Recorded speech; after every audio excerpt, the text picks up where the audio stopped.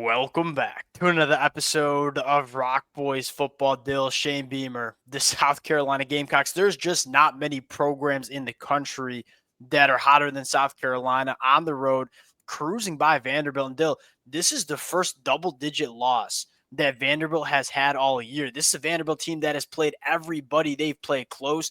They should have been ranked. South Carolina should have been ranked in this football game. Should have been a top 25 game.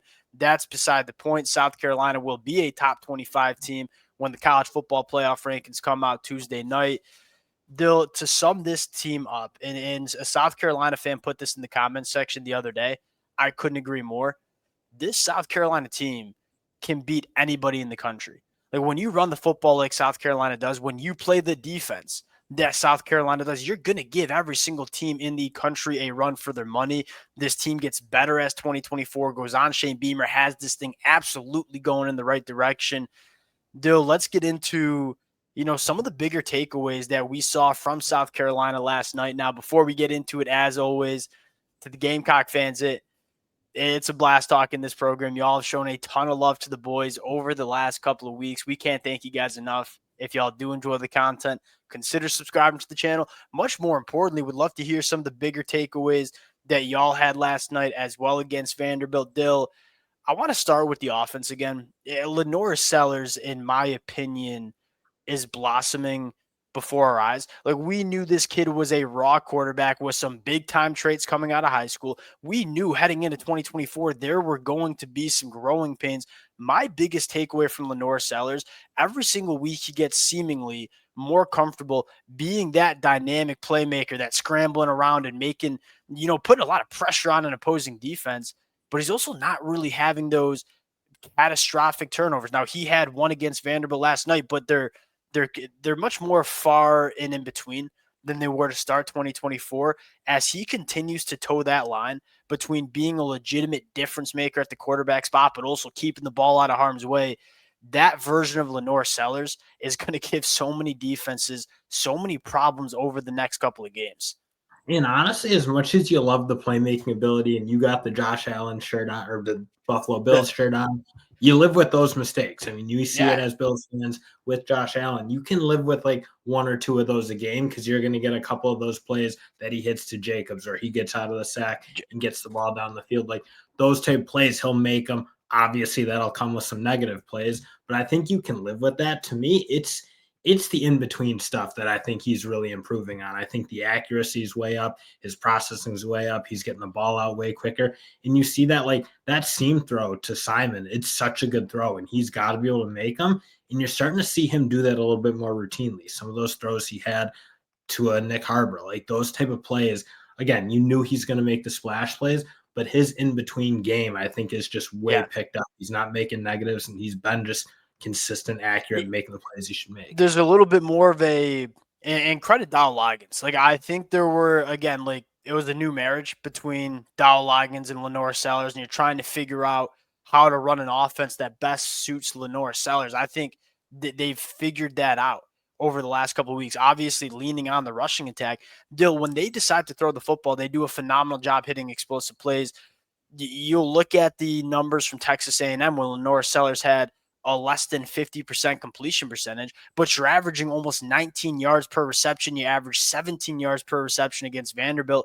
This is a South Carolina team that wants to run the football and play good defense, but when they are starting to throw the football, they're hitting explosive plays, and it looks so different. Like either pushing the ball down the field, but you're also doing a really good job getting your playmakers in space and allowing them to operate after the catch. The screen game is starting to come along for South Carolina.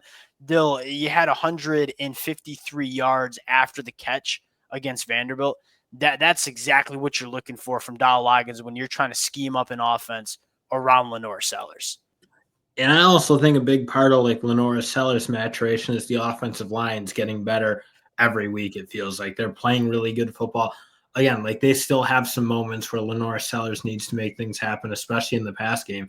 But their physicality in the run game, I think, has been excellent. They're actually a great run blocking unit, I think, which I'm stunned to say because I was looking at this offensive line coming into this year. It's like kind of where the answers to how they get that much better. Even early in 2024, like just like a couple of weeks ago, like this offensive line you had some massive question marks about, and they just keep getting better in the run game. They're getting to the second level consistently. And when you give Rocky, and it's a good, nice little segue by me here, shout out the kid going to Rocky Sanders, Dill, he's back, man. Like when you get this offensive line is doing a really good job working to the second level. When you give Rocket Sanders a head of steam, there ain't many people that can bring down this dude. 7.2 yards after contact per carry last night against Vanderbilt.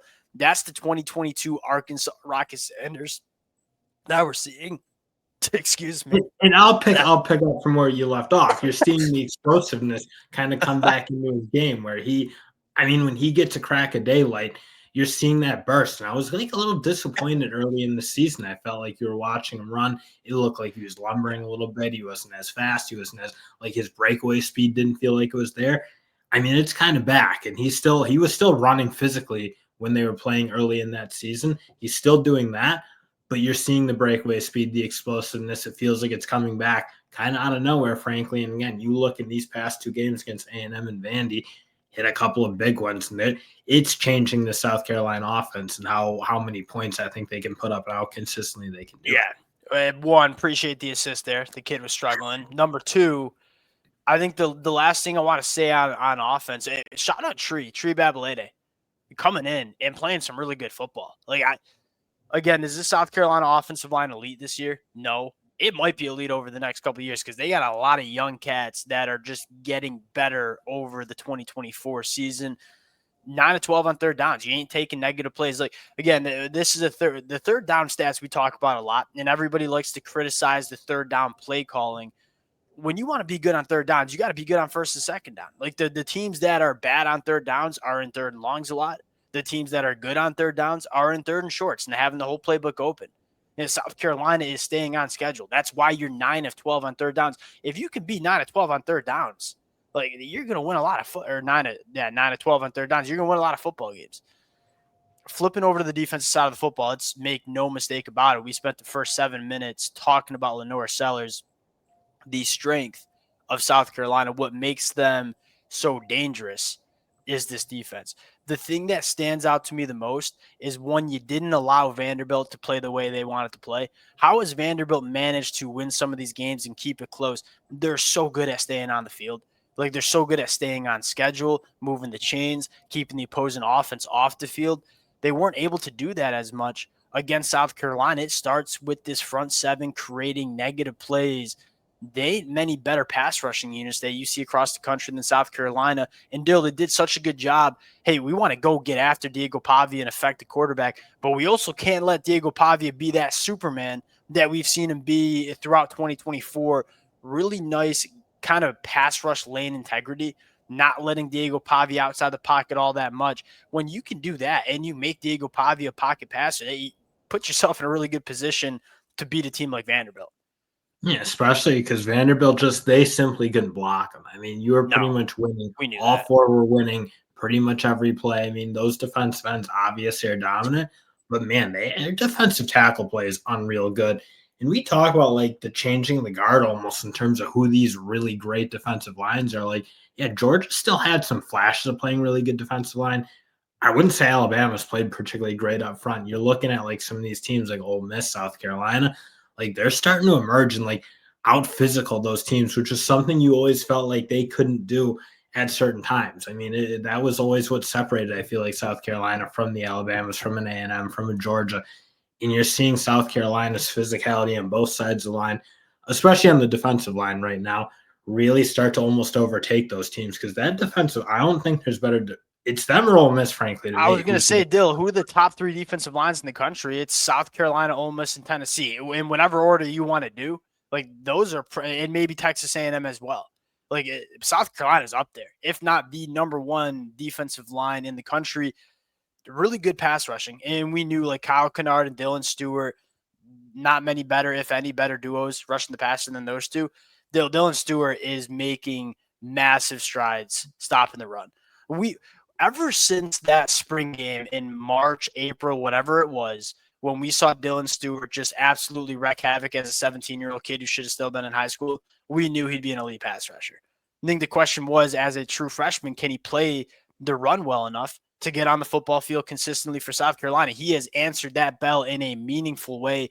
His ability to get off blocks and take on blocks, keep the outside shoulder free, really, really impressive. In the back end, Dill, shout out Peyton Williams. Like, I don't think we've talked about Peyton Williams one time when we talked about South Carolina. Came in and played some really good football in the back end for South Carolina.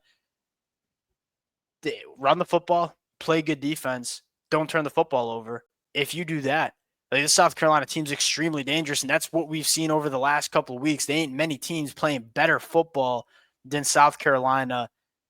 I think South Carolina fans have to be you fired want up. to make note, like when you'd say like run the ball, play defense. Like, yeah, that's kind of the bread and butter of what they do.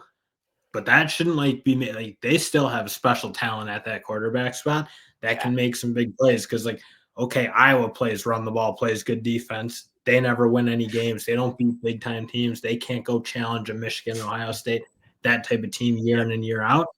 You need special talent at the quarterback spot. It does feel like they're starting to get that. I mean, LaNorris Sellers, again, week in, week out, is getting better. You go back to some of those early games, and you're looking like, oh, is South Carolina like gonna win conference games this year? His strides have been huge. Offensive line strides have been huge. And again, their bread and butter is kind of that like boring Big Ten West football. But man, they got a special talent at quarterback that gives you a shot in every game that I don't think they'd have if they had kind of a basic quarterback. And you can sprinkle in the explosives in the passing attack, like in whatever way you want, whether it's pushing the ball vertically down the field, whether it's slipping out some screens. I'll add one thing to the list: run the football, play good defense, don't turn the football over. And when you are throwing it, hit some game-changing explosive plays. Then you're talking about a really dangerous South Carolina team. Going to be really fun to watch this team over the next couple of weeks. We will close it out there. Appreciate you guys rocking with it. If y'all do enjoy the content, consider subscribing to the channel. Appreciate you guys, and we'll talk to y'all later.